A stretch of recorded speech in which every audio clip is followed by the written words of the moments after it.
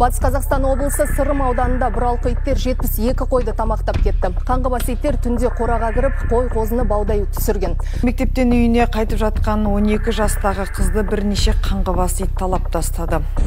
Мына қызды ит талап тастады. Қазір 4-5 ит жабылып, шуда міне қазір жолдан иттен ажыратып алып больницаға барады.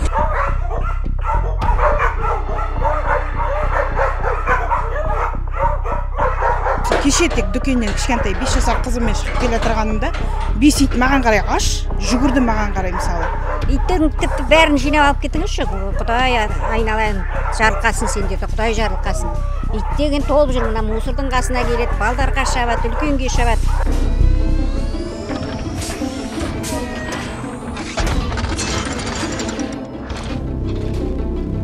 Біз айтамыз. Ассалаумағалейкум ағайын.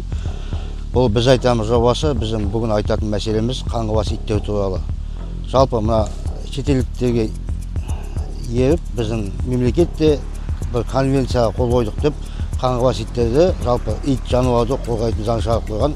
Қазір соның зардабы қандай біз айтатын боламыз.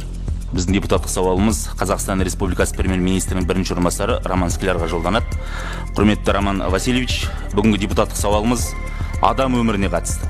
Ағайынның арызы бұқараның базынасы десек те болады. Бұл негізінен мынау жануарларға жауапкершілікпен қарау туралы заңмен байланысты. Дұрысты заңды бір жақты пайдаланып, адамның өміріне бейжай қарау, ат үсті қарау десек болады. Елден хабар алғанда кездескен еститініміз қаңғыбас иттен қорыққан ағайынның арызы. Олардың көзін жояйын десе, құзырлы орындар жануарларға жауапкершілікпен қарау туралы заңнан зәредей қорқады. Бізбен кездескен жауапты орган өкілдері ұстаған қаңғыбас итті жуындырып, екпе салып, тазалап, қайтадан ұстаған жерге әкеліп тастауға мәжбүр екендерін айтады. Екпеден итке ескірмейтін белгілі, демек олар қабуын тоқтатпайды, ендеше бұл әрекет нәтижесіз емес пе? Және біз қаңғыбас жануарларды түгелдей қырып салсын деп тұрғанымыз жоқ. Бірақ қаңған итті қорғайтын заң неге адамдарды қорғамайды деп сұрағымыз келеді. Мынандай айтады, қазақша айтқанда піштіреміз дейді, сосын қайтадан босатып жібереміз дейді. Піштірген итті қаппай тықмайды оны. Тықмайды, иә, ол піштіргенді білмейміз, ол пішкенін бе, пішпеген бе, қайдан білеміз ол. Ол суық нәрсе ғой, ол ит деген соң балада қорқады, үлкенде қорқады. Иттігін жасайды дейді ол. Иттігін жасайды ол, иттігін жасайды. Қасқырда, итте, қасқырыңне, итіңне бәрібір ол. Адам болғасын, бала болсын, үлкен болсын қорқамыз. Бала тем болы, үлкен өзіміз қорқамыз. Осы арадан талай шапты артымнан, кет деп айқайлаймыз. Кейбіреулер қарсылық білдіреді, қаңғыбас итті де әкетпей біз тамақ беріп отырып Дұрыс емес. Ондайларда кездесіп жатыр. Біз айтамыз, оны жаның ашып қалса, үйіңе кіргізіп бақ. Үйіне кіргізіп бақпайды, осы арадан тамақтың неше түрін береді. Ана жерден барып тамақ береді, ол тамақ берген не береді, өзіңе қайтадан шабады ол. Жерін жеп алғанмен ол иттігін жасайды ол. Мен осы тұрғындарға айтып жүремін, осы ит жинайтын болса айтыңдаршы, айналайын. Айтамыз осы ит туралы деп. Жақсы болып келгендеріңіз.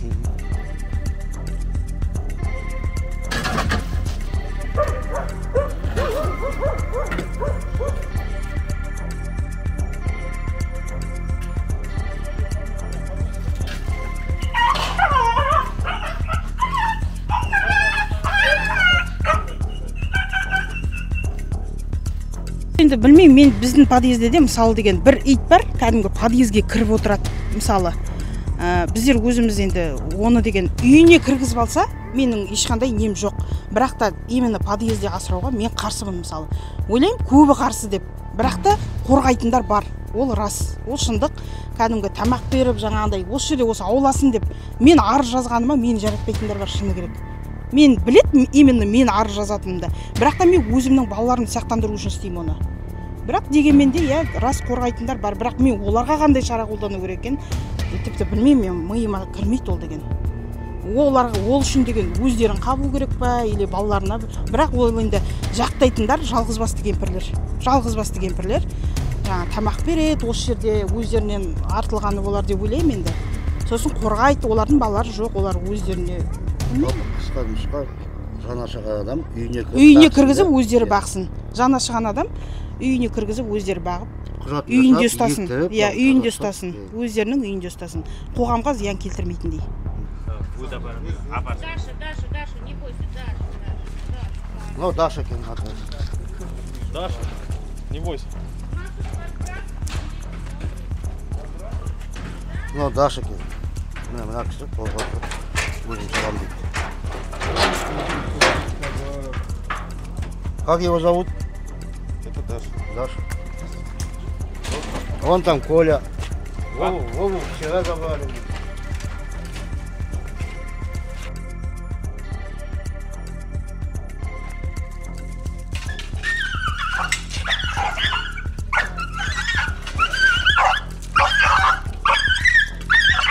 Болады осы қиындықтар кезде орыстар келіп қарсыласады, үстімізден ұрып соғып, балконнан су шашатындар болады. Көп қой каждый районда. Бірақ сіздердің адал еңбектеріңізді түсінбейді. Жұмыс жасатпайтында кездеседі да. Көп қосын. Иттер болатын кезде бола ма? Анда-санда болады. Инфекциялық аурулардың ішінде құтыру ауруы. Құтыру ауруы бұл деген өте қауіпті адамға. Сосын инвазиялық аурулардың бірі эхинококкоз. Мінекей, бешенство және эхинококкоз. Осы эхинококкоз деген ауру өте адамға қауіпті. Бұл құрт ауруы адамдарға деген операция жасамайынша жазылмайды. Сол себептен өте қауіпті. Құтыру ауруы да әдейі біздерде тіркелген, Орал қаласы бойынша, облысы бойынша. Дегенмен одан басқа да аурулардың түрлері жетеді. Лишай, стригущий лишай деген болады. Лептоспироз, әртүрлі аурулар, паразитарлық аурулар, апистархоз мысалы. Ол да деген өте қауіпті аурулардың бірі. Олардың переносчиктері, екінші иелері осы иттер болып табылады, жыртқыштар. Мына жерде ота жасаймыз. Ота таңертеңгілікте в основном болып кетті біздерде. Ота жасаймыз, ота жасамас бұрын болады иттер. Кастрация дейді, яғни кестіру. Еркектерін кастрация жасау, ұрғашыларын стерилизация жасау. Еркектерін жұмыртқалығын алып тастайды, несін енді алып тастайды. Ал неде ұрғаш жануарларда жұмыртқалықпен бірге аварогистерэктомия дейді, яғни авариум дегеніміз ол жұмыртқалықпен бірге маткалады. Осы жерде абдоминальдық хирургия жүргізіледі. Осы жерде күніне 10 қанша ит алып келеді? Бір күн жасап салып қойға тұрсамыз қабылданды. Оларға чип салынады. Чиптердің нөмірі мынаған базаға тіркеледі. База тұр, базаға тіркеледі. Қазір мен қызым тіркеп отыр соларды деген жаңа жасалғаннан кейін. Мынау шығарда қай адреспен келді, сол адреспен шығады. Мына нөмермен аналық ұрғаш бірлік 35. Сол осы бірлік 35-тен алып кеттік. Сол жерге жасадық та, сол жерге апардық. Біздер жасалған иттерді бір жағына саламыз, жасалмаған иттерді бір жағына салып қоямыз. Жасалғандар міне. Жасалған міне, мынау жасалған, мынау жасалған. Мынау жасалған міне. Балаларым біледі ғой, өздері бөліп салып қояды. Мыналарды үлкен неге клеткеге салайын десең, үлкен клеткеден шығып кетеді. Күнделікті таза жуылады мына жер. Мына жерде деген жаңа суарылады, одан бөлек тамақ беріледі, дежурство жасайды балалар деген. Мында номерация бойынша алып келеді, міне. Номерация бойынша деген жазып қояды. Тамақтарын береді, уақытылы суларын құйып қояды. Міне, қаңғыбас иттерді осындай арнайы орынға келеді. Осындай жуындырады. Олардың условиялары жақсы. Жуындырады, тамақтары тоқ, көйлектері көк деген сияқты. Орал қалалық ветеринарлық станциясының директоры Ахметов Мадияр Оралбайұлы. Бұл заң 2021 жылы 30 желтоқсанда шыққан болатын. Жаңағы заңда қарастырылғандай нақты шабуылға жасалған фото, видео фиксация не болмаса медициналық анықтама болмаған жағдайда оны жансыздандыруға құқығымыз жоқ. Сол жағынан кішкене қиындық туындатады. Оны халықтың арасында заң аясында түсіндірсек, кейбірі түсінеді, кейбірі түсінбейді. Жаңағы кері мекендеу ортасына қайтарылатын болғандықтан жаңағы жұмысымыздың сапасына да кері әсерін тигізеді. Олардың проблемасын шешу үшін біздер алдымызға мынандай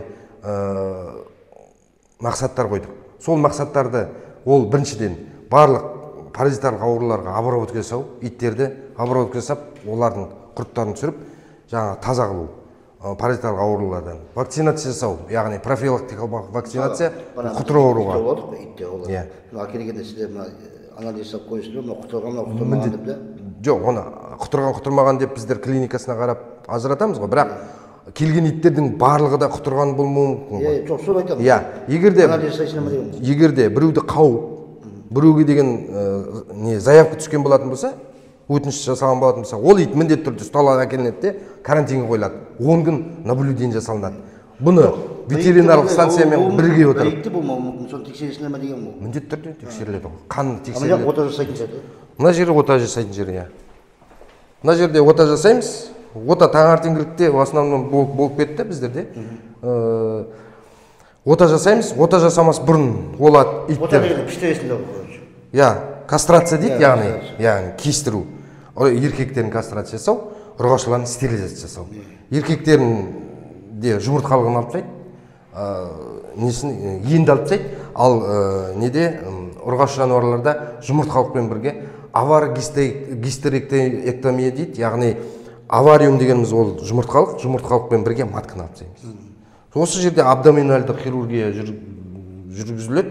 Осы жерде күніне 10 қанша ит алып келеді ветеринарлық станцияға. Бір күнде жасап салып қоюға тырысамыз. Себебі деген келген иттердің ішін бізде бірінші оларда деген клиникалық осмотр жасаймыз ғой. Оның ішінде деген өте агрессивный иттер болуы мүмкін. Өте агрессивный иттерді деген ветеринарлық станцияға хабарлай отырып, міндетті түрде эвтаназияға жібереміз. Міндетті түрде. Себебі ол өте агрессивный иттер. Өте ауру ит болуы мүмкін. Әбден ауру жазылмайтын иттер болады. Оларды да деген міндетті түрде эвтаназия жасау. Осыдан кейін жаңағы стерилизация, кастрация жасалғаннан кейін чип салынады. Сонда иттер бар ма осы? Бар, жасалған иттер бар. Құлақтар кесіледі. Ол базаға енгізіледі, қазір жүр базаны көрсетейін. Ет-етімен істеген ит ма? Иә, сол. Мына келген иттер деген, келген иттер мінекей.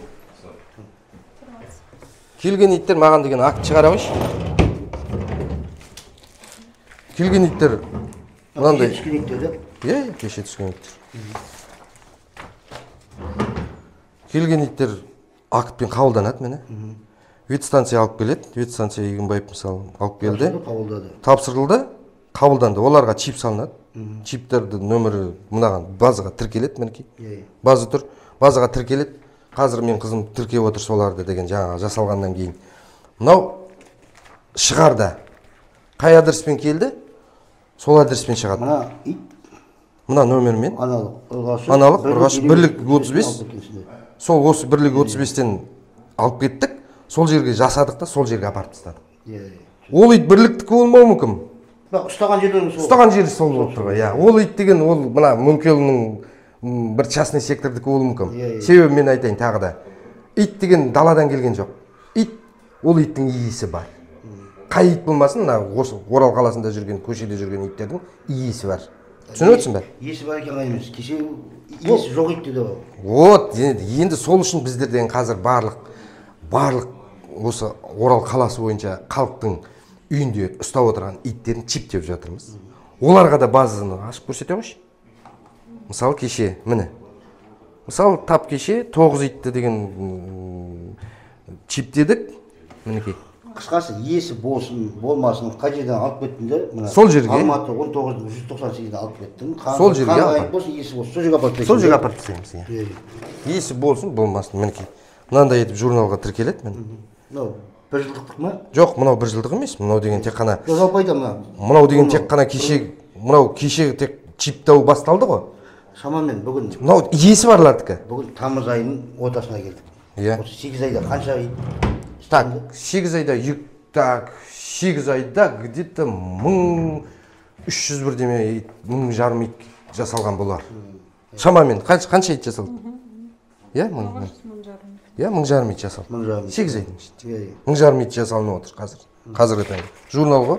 Журнал бойынша деген текст. Әрбір иттің ұшын чиптеп міндетті түрде қазір айтайын. міндетті түрде ана кісілердің халықтық кісілердің қалада қазір біздерден тіркеп отырғанымыз қазіргі таңда тіркеп отырғанымыз барлық 2019-дан бері қарай қазіргі таңға дейін 6700 итті уже тіркедік. 6700 ит тіркедік. Мінекей, қараңыз. Мынау өздерінің иелері бар кісілер келеді. Біздер инстаграмға саламыз ғой. Бізге ит келеді. Ит келгеннен кейін итті деген инстаграмға саламыз. Добрый сердце хатикалармен хабарласамыз да, олар инстаграмға салады. Андағы кісілер өзінің итін көріп қалады да бізге келеді. Неге жібересің? Ветстанцияға шағымданамыз. Олар штраф салам десе, бұларда құқығы жоқ штраф салуға. Құқығы тек қана деген ветинспекцияда да? Участковыйларда, иә. Вот соларға жіберуіміз керек. Енді қараңыз, мына базадан бөлек, мына. Мысалы, мынау кеше ғана тек тіркелген 4 итін өзі чиптатып, жауапты адам ғой өзін. Жауапкершілігі мол адам өзін чиптатып, иттерін салып қойды, мысалы. Базаға салып қойды, ертең дайын болады. Міне мынандай базаға салынып жатыр. Қазіргі таңда 1483 бас итті деген жасап отырмыз. Жоқ, осы иә. Мысық бөлек қой, мысық. Иә, мысық міне. Мысықты 212 мысық жасалған. Так, одан басқа міне шығару акттерден басқа электронный біздерде деген не бар? Міне, история болезни. Ауру тарихын жазамыз. Бір ит келген итке мысалы, қай жерден ауланып келді, тапсырылған жері, қандай лақабаты болатын болса, мынау жалпы деген состояниесі, сол иттің операцияға дейінгі операция кезі, мынау операция кезі, ота жасалғаннан кейін бағып күтілгенде қандай дәрі-дәрмектер кетеді, оларды дегенменсизациялаған уақыты, күндері, вакцинация жасалған уақыттар, мұның бәрі базаға енгізіледі. Енді мана кестірген ит жүр. Түсінікті ғой? Міне қашық ба?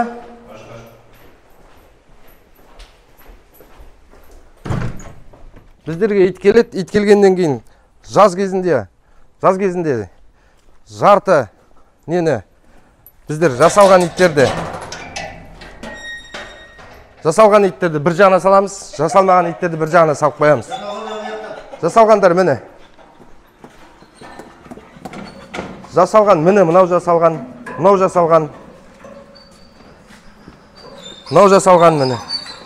Балаларым біледі ғой, өздері бөліп салып қояды. Мыналарды үлкен неге клеткеге салайын десең, үлкен клеткеден шығып кетеді.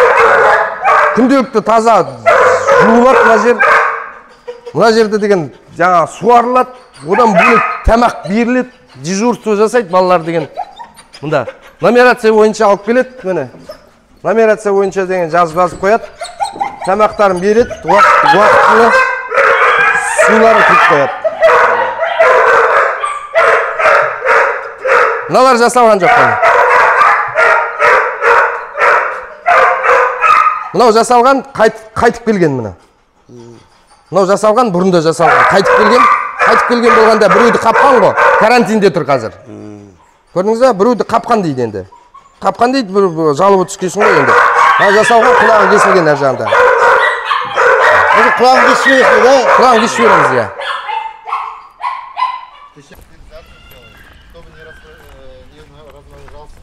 За это забираем.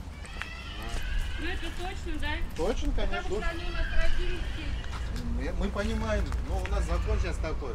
Это уже... Сейчас вы... У нас вечером... Давайте вот такой вопрос. Вон они все собрались теперь. Вот вопрос. Если детей кусают, кто виноват будет? Они не кусают. Они не кусаются вообще. Вы гарантию даете? Гарантию даем, что он не кусается. Давайте, если гарантию даете, дома заберите. У нас Мы отпускать будем. собаки вот убили, Вы домой заберите? Вы можете вот эту собаку Сейчас оставим, 100%. После стерилизации на себя оформить можете? Ну мы сами стерилизуем вот здесь. Вот сейчас начните. Мы забираем, у нас... Вы точно не убьете? Нет. Нет, не убьем. Что? Вот. Что? Вы говорите, вот это тоже вода. Забей. Так, не бери, я сейчас сам. Сам отнеси. Давай. Помоги. Давай, помоги. Даша, не бойся, Даша. Ну, Даша екен аты. Даша, не бойся. Ну, Даша екен. Мына кісі қолға өзім салам дейді. Как его зовут? Это Даша. Даша. Вон там Коля. Вову вчера забрали.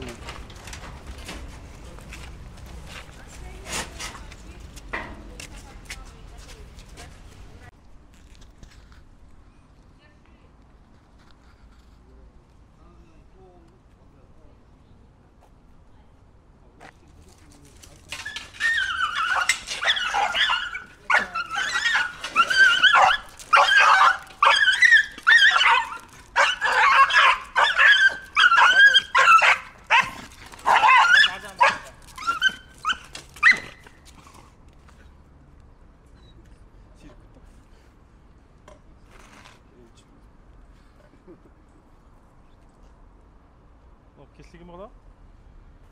Sağ ol. Ha, bu.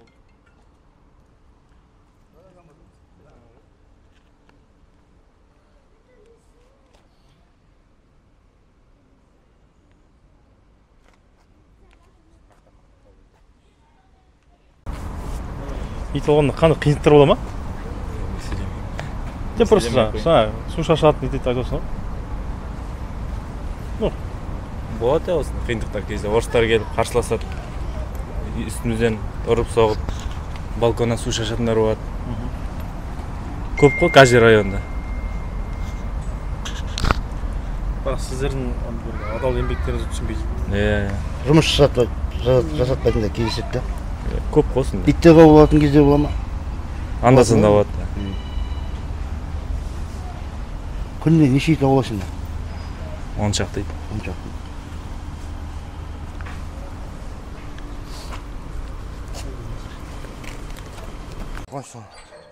Мында салып қойған жоқсыңдар ма? Мынаны босатыңдар, мында салып қойыңдар. Тамақ бар ғой, оған тамақ беріп кетейін деп жатсың.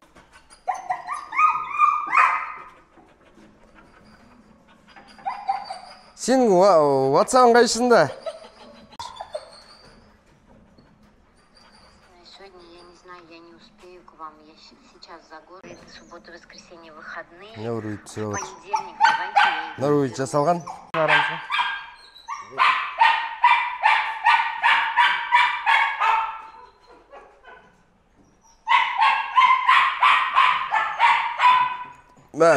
Жанат мені Жанат жіберді. Ерлан Каринге жібергем, қазір Жанат жіберді мені. Жанаттықын саған ат жіберейін де. Айболат. Айбол деп жазып қойдың. Мен лақтыр жібердім саған. Тағы да жаңағы кімде Жанатта бәрі келіп түсіріп кетеді ғой күн сайын. Мына иттің менде бұл менің балаларым емес қайын, кімнің балалары ғой. Бірақ олар үшін жаным ашиды да. Жұмыстар өте қауырт. Қиын.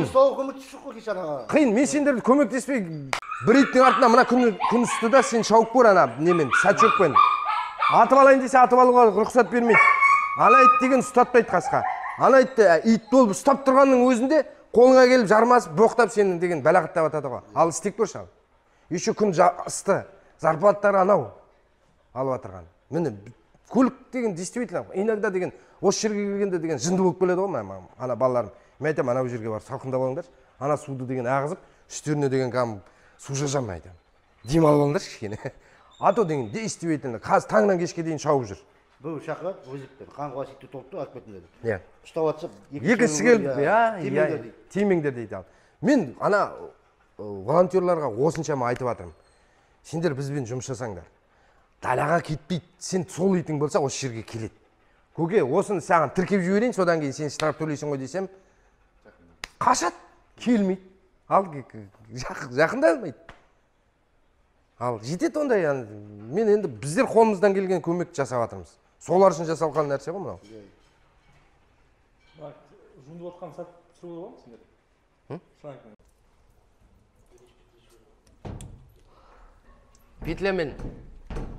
Петлямен не істейді ғой? Петлямен ұстайды ғой. Қана жарай.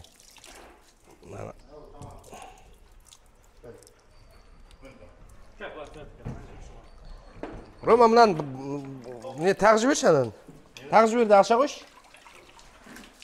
Мына жауып па не? Жоқ, мынаны деймін. Дұрыс па екен? Дұрыс бұрадың ба екен? Ашшы.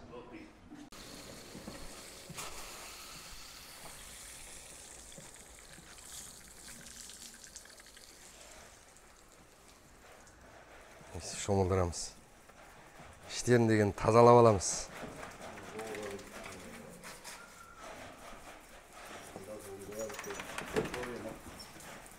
Тап-таза ғой, қарашы, мынандай питомник жоқ қой. Еш жерде. Міне Вован. Вов, міне.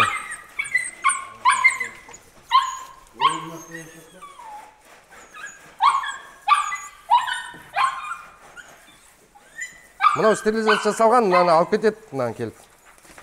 Хозяйны келіп. Мынау кастрация жасалған, мынау үркішік. Оның да хозяйындар, кейбір хозяйындар өздері келіп тапсырады да, өздері келіп алып кетеді сол. Ответственный адамдар ғой енді. Өзінің жауапкершіліктері мол адамдар ғой.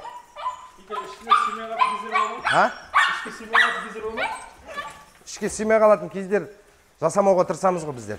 Мына Мадиармен деген қарым-қатынас деген бізде деген күнделікті қарым-қатынас қой. Сыйдырмауға тырыспаймыз. Енді беситті деген қазір экспериментке қойдық, жараның жазылуын тездету біздерде. Жара жазылып болмайды кей кездерде. Біз ұзағырақ ұстаймыз. Кейбір дәрі-дәрмектерді не істейміз, жаңағы синхронизировать етеміз. Яғни олардың деген тиімділігін қараймыз. Біздер научный не ғой? Научный ғылыми жұмыстар ғой. Сол себептен жаңағы иттерге деген тезірек жазылғанын жақсы көреміз де, себебі ұзақ ұстамаймыз ғой. Мына еркектерін 3 күн ұстаймыз да, ұрғашыларын 7 күн ұстаймыз ғой.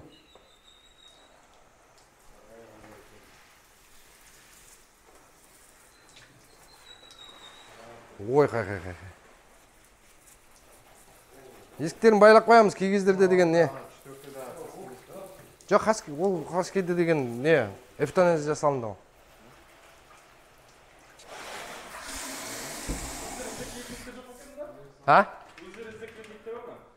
Қайтып келетіндер ма? Бар ғой кейбір иттер деген қазір кейбір иттер жүр мына айналдырада. Қайтып келген иттер. Мынарада жүр. Оларды да ұстап алып кей кезде деген қайтадан ұстап алып, қайтадан орнына апарып тастайсың, ол бәрі қайтып келеді кейбір. Жүрген. Енді мынарадан тамақтанды ғой. Тамақ ішті ғой. Мына жердің тамақ ішкесін, тамақ ішкен жеріне деген келе береді ғой. Ит тамақ қай жерде жақсы ішті, соны қай жерде жақсы қарады, соны деген запоминайыншы. Ота жасалғалы өсім нәтиже сразу жаңағы қазіргі таңда білінбейді, оны 2 жыл өткеннен ғана сезіле бастайды. Себебі иттің қаңғыбас жаңағы бұралқы иттер мен мысықтардың қазіргі таңда саны көп. Ал біздер қазір жасап отырған жұмысымыз сол реттеу, алдын алу мақсатында жасалып жатыр. Сондықтан да осы бір 2 жыл көлемінде бұл нәтижесін көрсете бастайды. Қаңғыбас ұсталған иттер осылай арнайы жерге әкеледі, құтырмаға қарсы, тағы да ауруларға қарсы егіледі, кестіреді. Сосын бір жұмадан кейін ұстаған жеріне қайтадан апарып тастайды екен. Міне сондықтан депутат мырзалар бәріңізге айтатын, мына шекі заңды өзгертіп, иттердің көзін құрту керек дейді. Мысалы, көшеден ұстап алды, мына қаңғыбас итті, мына қайсысын болса да. Бұларды осындай жерге әкеледі, кестіреді, көбеймеу бағытында ектіреді. Бірақ қай жерден Бірлік көшесі ме, Құрманғазы көшесі ме, сол жерден ұстады ма, сол жерге қайтадан апарып тастайды екен. Бұлардың көзін құртуға заң жоқ. Ал енді иттігін жасайды дейді, бұларға кім кепіл қайтадан адамды қаппайтынына. Көшті мына жерде, мынау қабыл кісіні қапқан ит дейді, мына. Карантинде жатыр. Мына ит кісіні қапқан дейді, карантинде жатыр. Бұл да ертең бостандыққа шығады. Қайтадан баланы қаппайтынына кім кепіл.